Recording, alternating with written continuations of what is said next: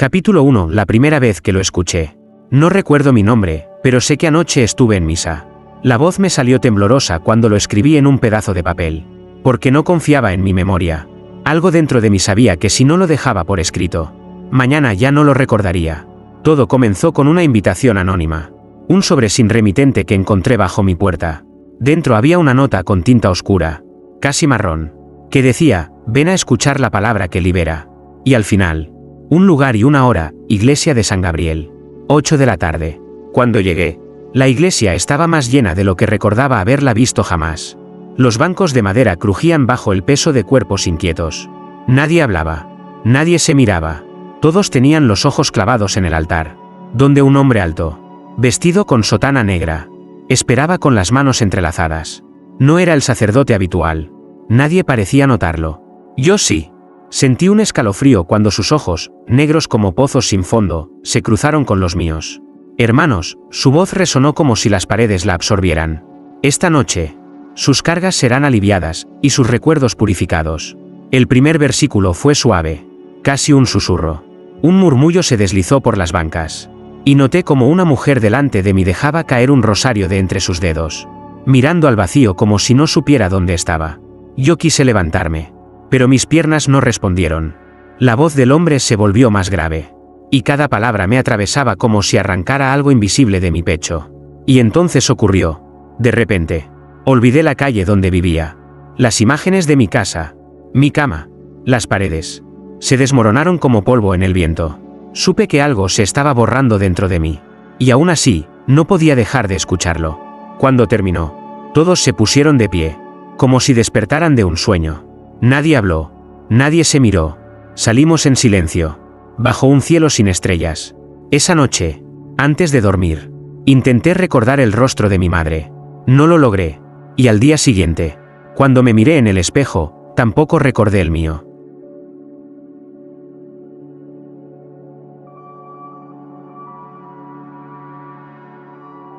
Capítulo 2. Los que no regresaron. Al amanecer, faltaban 3 feligreses, y nadie parecía recordarlos. Me di cuenta mientras caminaba hacia la plaza. El panadero, el anciano de la esquina y la joven que siempre llevaba un pañuelo azul, no estaban. No en sus puestos, no en sus casas, no en las conversaciones.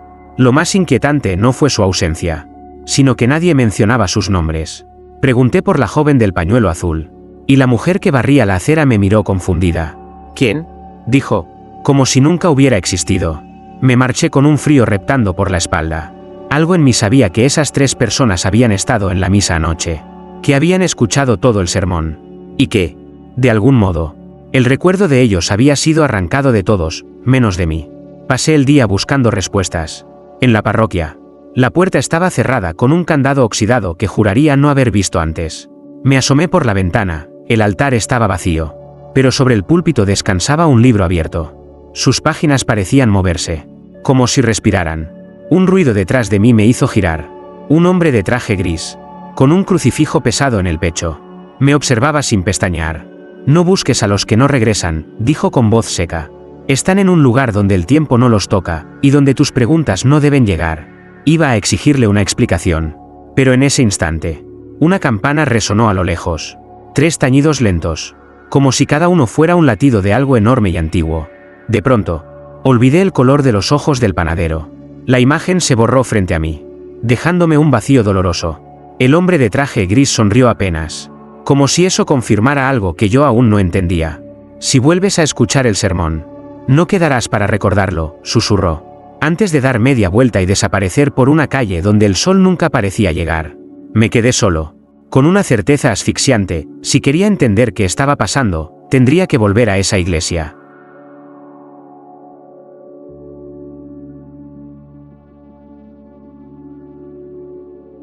Capítulo 3. La campana que anunciaba el olvido.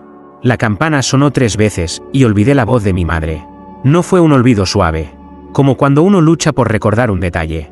Fue brutal, como si un cuchillo invisible cortara de raíz un hilo que me unía a ella. Me quedé de pie en medio de la calle, con la sensación de que algo esencial había sido arrancado de mi pecho. Seguí el sonido hasta la torre de la iglesia. El bronce viejo brillaba bajo una luz gris, y cada oscilación parecía empujar una ráfaga de aire helado que atravesaba mi piel. Lo extraño era que no había nadie tocando la campana. Ningún sacristán. Ningún cuerda colgando. Oscilaba sola. Lenta. Con un ritmo casi hipnótico. Cada vez que sonaba. Veía algo desvanecerse, la risa de un amigo de la infancia. El olor del pan de mi abuela. La sensación de correr bajo la lluvia. Todo se evaporaba, dejando huecos oscuros en mi memoria. Subí los escalones de piedra. Empujado por una mezcla de miedo y furia. Quería detenerla, aunque no sabía cómo. Pero al llegar arriba, el aire cambió. Sentí que el tiempo se doblaba. Como si la torre no perteneciera al mismo día que el resto del pueblo. En el centro, junto a la campana, estaba el hombre de traje gris que había visto antes. Tenía las manos detrás de la espalda y una sonrisa que no era humana. Cada tañido prepara a los fieles, dijo. Sin mirarme. Limpia el alma, vaciando la mente. ¿Por qué yo recuerdo lo que los demás olvidan? Pregunté. Con la voz temblorosa. Él giró lentamente. Y sus ojos parecían contener un cielo nocturno sin estrellas. Porque aún no has escuchado el sermón completo. La campana volvió a sonar. Por un segundo. Sentí que olvidaba mi propio rostro. Me aferré al borde de la madera. Como si sostenerme físicamente pudiera evitar que se me escaparan los últimos retazos de mí mismo. El hombre dio un paso hacia mí y susurró. Cuando la campana suene por 7ª vez, ya no serás tú.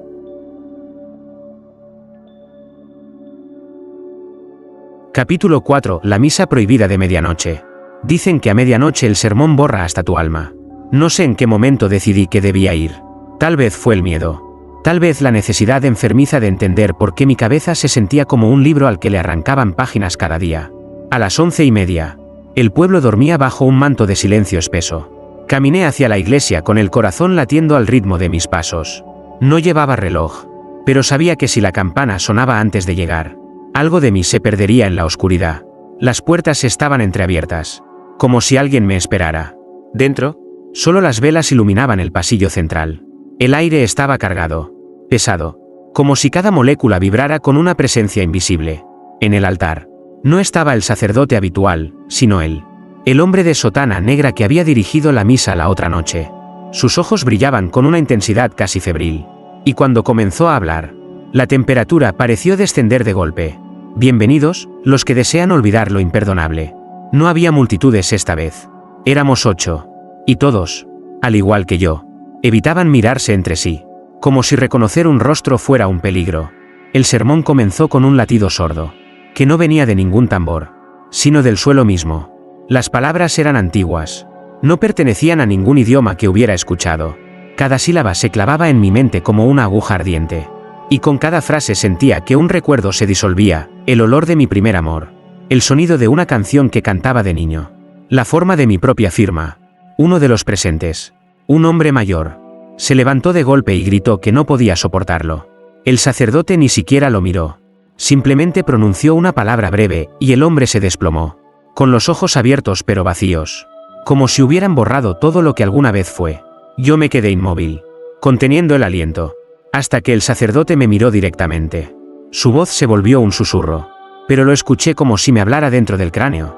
Tú, aún te aferras. ¿Eso te hará peligroso o útil? Y antes de que pudiera responder, la campana de la torre sonó una vez, aunque nadie la había tocado.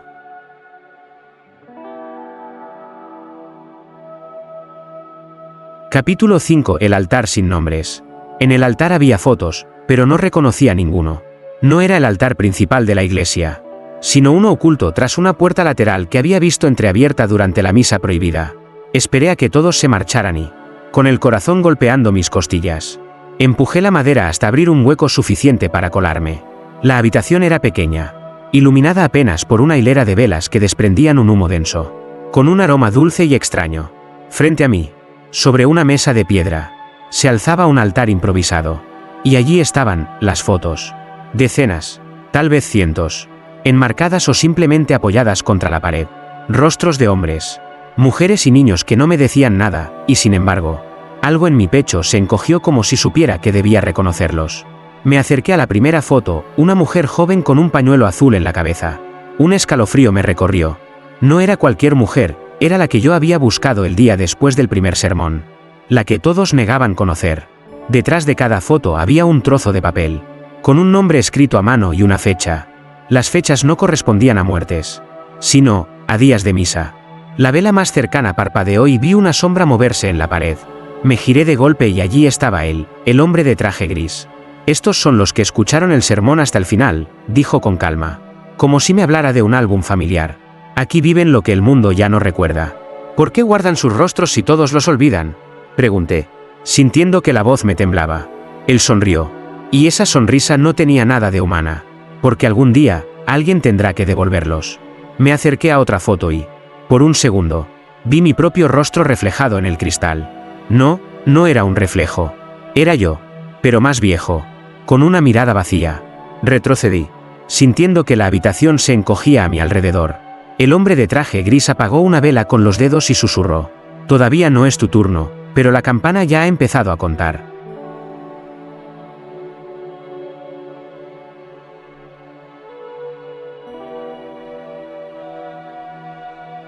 Capítulo 6. La palabra que se llevó mi infancia. Con una sola palabra. Mi niñez se desvaneció. No fue un accidente. Él sabía exactamente lo que hacía. Había vuelto a la iglesia al amanecer, decidido a enfrentar al sacerdote de sotana negra. La puerta estaba abierta, y el eco de mis pasos se mezclaba con un silencio que no era natural. Un silencio que parecía escucharme. Lo encontré de pie frente al altar principal, con las manos cruzadas sobre el pecho. No me miró al entrar. Como si ya supiera que estaba allí. Vienes a buscar respuestas, dijo, con una voz grave que se arrastraba por las paredes. Quiero saber qué eres, y qué has hecho con ellos, contesté. Fue entonces cuando sonrió. Apenas. Como quien está a punto de probar algo peligroso. Dio un paso hacia mí y pronunció una palabra que nunca había oído. No estaba en español, ni en latín, ni en ningún idioma que reconociera. Era más como un sonido profundo. Un golpe seco dentro de mi cabeza. Sentí un vacío súbito. Las imágenes de mis cumpleaños. Las manos arrugadas de mi abuela. Las calles donde jugaba de niño, se hicieron humo y se escaparon de mí. Intenté aferrarme a ellas, pero se disolvieron entre mis dedos invisibles. Me arrodillé, sin aire, mientras él se acercaba. La infancia es la raíz más profunda, susurró. Si la cortas, el resto del árbol se dobla. Levanté la vista y vi que en sus ojos no había compasión. Solo una especie de hambre tranquila. ¿Por qué yo sigo recordando algunas cosas? Pregunté, sintiendo que la voz me salía como un hilo. Porque aún no has decidido si quieres olvidar o recordar lo que no soportarías, respondió. Antes de girar y desaparecer en la sacristía. Me quedé solo, temblando. Con una certeza oscura, ya no quedaba nada de mi niñez, y tal vez, pronto, tampoco quedaría nada de mí.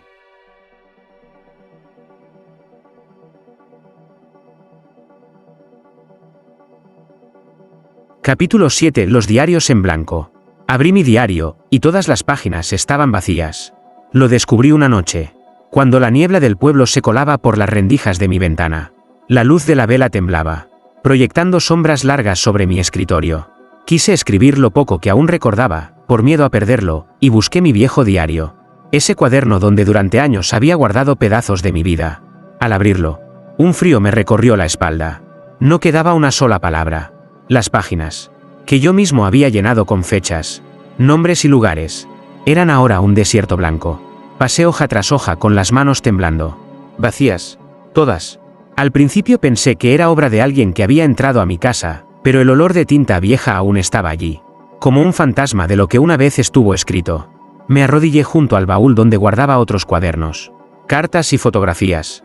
Todo estaba igual, imágenes borrosas, líneas desvanecidas, frases mutiladas. Como si una mano invisible hubiera decidido borrar no solo mi memoria, sino también cualquier rastro físico de ella. Golpearon la puerta 3 veces. Abrí con cautela. Y me encontré con la mujer del pañuelo azul, la que todos habían olvidado. Tenía la mirada vacía, pero su voz, aunque débil, parecía reconocerme. Él también borrará esto, dijo, señalando mi rostro. Los diarios son solo la primera advertencia. Quise preguntarle qué significaba, pero se llevó un dedo a los labios y me entregó una hoja arrancada de algún libro. En ella, un versículo escrito a mano: la memoria es un altar. Y el sermón: el fuego que lo consume. Cuando levanté la vista, ya no estaba. Volví a mi mesa y coloqué la hoja entre las páginas vacías. El papel se estremeció, y, ante mis ojos, las letras comenzaron a desaparecer, como si alguien las borrara desde dentro. Comprendí entonces que no había escondite posible. El sermón no solo vivía en la voz del sacerdote, También se extendía como una peste silenciosa por todo lo que alguna vez me perteneció.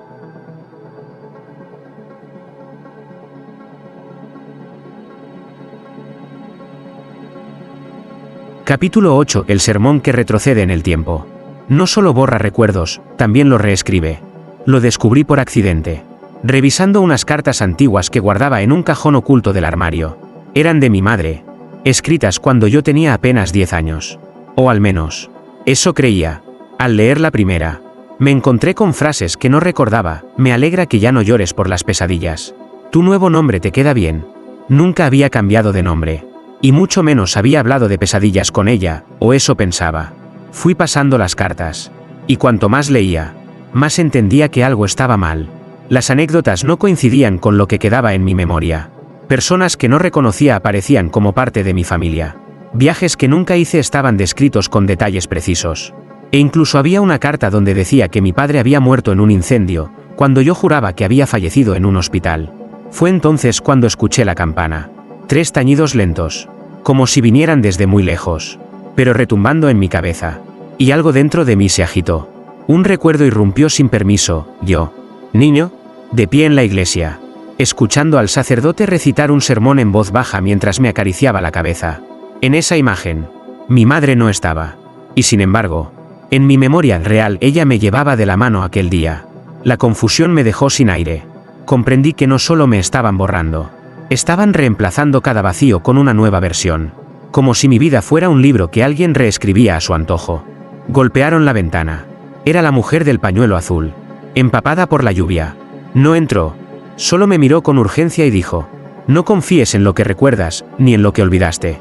Y antes de que pudiera contestar, el aire en la habitación se volvió más frío.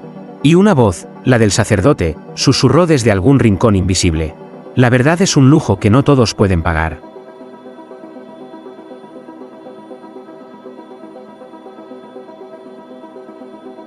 Capítulo 9. El secreto del púlpito.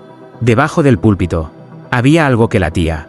Entré en la iglesia cuando el sol apenas despuntaba, aprovechando que las puertas aún no habían sido cerradas.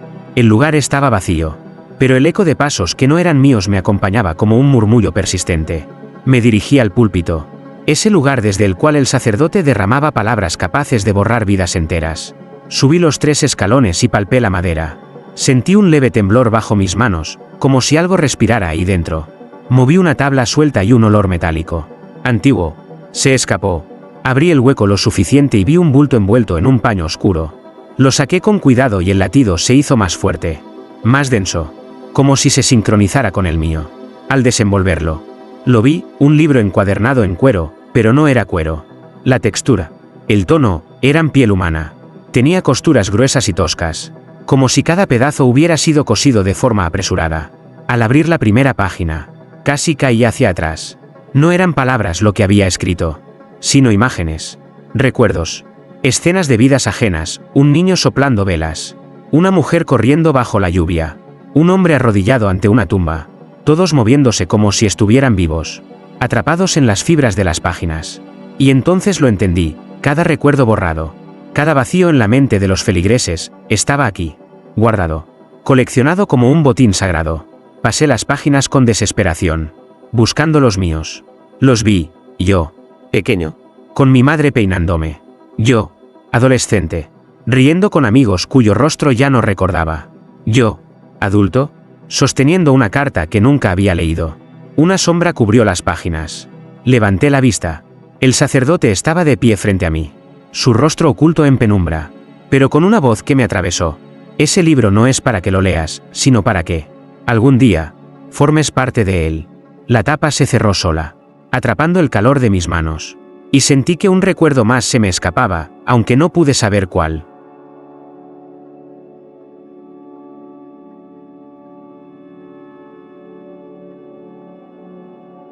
Capítulo 10. La última misa de mi hermano. Mi hermano dijo que iría a misa, y después juró que nunca me había visto. Lo encontré en la cocina, abrochándose la camisa como si tuviera prisa. Me dijo que el sacerdote de sotana negra celebraría una misa especial esa noche, para los que cargaban con culpas antiguas. Sus palabras tenían un tono extraño, como si no fueran del todo suyas. Le rogué que no fuera. Sabía lo que pasaría si escuchaba el sermón completo. Pero él solo me sonrió. Una sonrisa cansada. Y salió sin mirar atrás. Esperé hasta que la noche cubrió el pueblo y me escabullí detrás de él. La iglesia estaba a oscuras, salvo por la luz temblorosa de unas pocas velas en el altar. Éramos pocos, y todos parecíamos dispuestos a entregar algo. Cuando el sacerdote comenzó a hablar, mi hermano inclinó la cabeza como si recibiera una bendición personal. Yo cerré los oídos con las manos, intentando resistir. Aún así, su voz se filtraba, grave y sedosa, acariciando mi mente como un veneno lento. Vi como mi hermano se estremecía. Lágrimas le corrían por las mejillas. Pero no eran de tristeza, eran de alivio. Con cada palabra, su expresión cambiaba, como si un peso invisible se deshiciera dentro de él. Y entonces lo supe, no estaba perdiendo culpa, estaba perdiendo memoria. Cuando todo terminó, lo alcancé en la salida. Hermano, dije, agarrándole el brazo. Él me miró como si yo fuera un extraño. Retiró su brazo con un gesto de incomodidad. Lo siento, creo que se confunde de persona. Sentí un hueco abrirse dentro de mí. Su voz, su mirada, su postura, todo era de mi hermano. Pero la conexión que habíamos tenido toda la vida se había borrado como una línea de tiza bajo la lluvia. Detrás de él, el sacerdote observaba. No sonreía, no se movía, pero su presencia llenaba el aire de una certeza insoportable: la próxima misa sería la mía.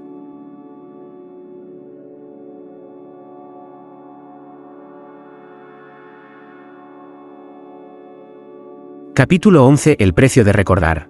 Me ofrecieron un trato: olvidar para vivir, o recordar y morir. Ocurrió en la plaza. Al amanecer, la niebla cubría las piedras como un sudario, y entre ellas surgió la figura de la mujer del pañuelo azul. Sus ojos estaban hundidos, pero en ellos brillaba algo que no había visto antes: determinación. Sé que recuerdas más de lo que deberías, susurró, acercándose, y sé que quieres recuperarlo todo. Me entregó un pequeño frasco de vidrio, dentro del cual flotaba algo parecido a una gota de luz líquida. El simple hecho de mirarlo hizo que un vértigo me doblara las rodillas. Aquí hay un fragmento de tu memoria, dijo. No el único, pero suficiente para que vuelvas a ver lo que perdiste. ¿Qué tengo que hacer?, pregunté, sintiendo el pulso en las sienes. Ella me miró como quien está a punto de pronunciar una sentencia. El sermón no es lo único que borra, murmuró. También el precio para revertirlo es irreversible.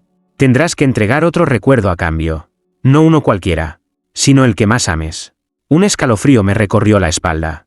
¿Qué sería de mí si perdía ese recuerdo? ¿Y si era lo último que me mantenía cuerdo? Antes de que pudiera responder, la campana sonó a lo lejos. 3 golpes lentos que hicieron temblar el frasco en mis manos. La mujer dio un paso atrás, como si temiera que alguien la viera conmigo.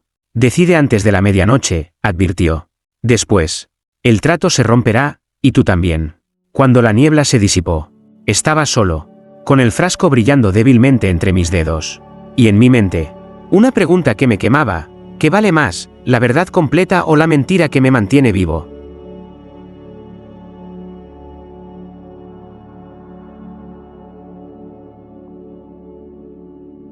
Capítulo 12. El sermón final. Esta vez, el sermón será mío. Entré en la iglesia a medianoche, llevando el frasco con la gota de luz apretado en el bolsillo. Afuera, el pueblo dormía como si nada estuviera por suceder. Pero dentro, el aire vibraba con un silencio tenso, como el instante antes de una tormenta. El púlpito me esperaba, iluminado por la luz temblorosa de velas negras. No había fieles, no había coro, solo él, el sacerdote de sotana negra, de pie a un lado, con una calma que helaba la sangre. «Has decidido recordar», dijo, sin sorpresa. «¿Estás dispuesto a cargar con todo?». No respondí. Subí los escalones y coloqué el frasco sobre la madera. El vidrio se agrietó solo, liberando la luz, que se deslizó por mis dedos y se hundió en mi piel. Un torrente de recuerdos me golpeó: la risa de mi madre, el olor de la panadería, la voz de mi hermano llamándome por mi nombre verdadero. Todo volvió, pero con ellos también llegaron gritos, llantos, imágenes que nunca hubiera querido ver. Abrí el libro encuadernado en piel humana, el que había encontrado bajo el púlpito, y mis manos comenzaron a pasar páginas hasta llegar a la última. En blanco, sin saber de dónde salía la voz, empecé a recitar. Las palabras eran las mismas del sermón, pero invertidas, como si devolviera cada sílaba a su origen. Al principio, nada ocurrió. Luego, un murmullo comenzó a llenar la nave. Rostros olvidados empezaron a materializarse en los bancos vacíos: la mujer del pañuelo azul, el panadero, el anciano de la esquina, todos mirándome con ojos que ya no estaban vacíos. Pero entonces entendí el precio. Entre ellos, vi figuras que no reconocía, hombres y mujeres con miradas hambrientas. Sombras con forma humana. Recuerdos de cosas que nunca deberían haber existido.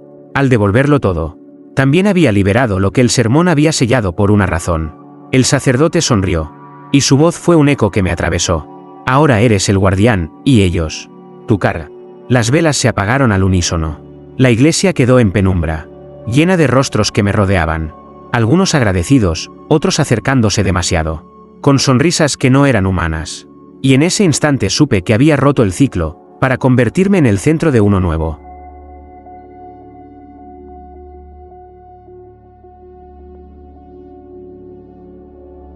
Epílogo: El guardián de los recuerdos prohibidos. No todos los recuerdos merecen volver, y yo ahora los llevo todos. Han pasado semanas desde aquella noche. El pueblo sigue su rutina como si nada hubiera ocurrido, pero yo sé que bajo esa calma se oculta un cambio irreversible. Las campanas ya no suenan solas, y el sacerdote de sotana negra ha desaparecido. Algunos dicen que se marchó, otros juran que nunca existió, pero yo sé la verdad: él no se ha ido. Está aquí, dentro de mí.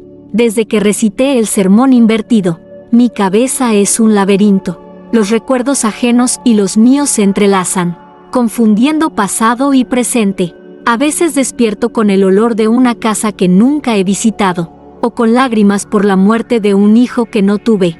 En otras ocasiones, siento manos heladas tocarme el hombro, y cuando me giro, no hay nadie. Las noches son las peores. Ellos vienen a buscarme, los agradecidos, para darme paz. Los otros, los que nunca debieron volver, para recordarme que la deuda no está saldada. Susurros, respiraciones en mi oído, sombras que se arrastran por el techo, y todos repiten lo mismo: léelo otra vez, libéranos otra vez. El libro de piel humana está ahora en mi casa, oculto bajo las tablas del suelo. Late, respira, y sé que si lo abro, el ciclo continuará, pero si no lo hago, las presencias se harán más fuertes, más desesperadas. Anoche, entre sueños, escuché la campana, una sola vez, y entendí que no era el final, sino la advertencia de que el próximo sermón no saldrá de mi boca, sino de la de alguien más, alguien que ya me observa, que ya me sigue. No sé cuánto tiempo me queda antes de que ese día llegue, solo sé que, cuando ocurra, yo ya no seré el narrador, sino otro rostro más, atrapado en una página de ese libro maldito, y entonces, el ciclo volverá a empezar.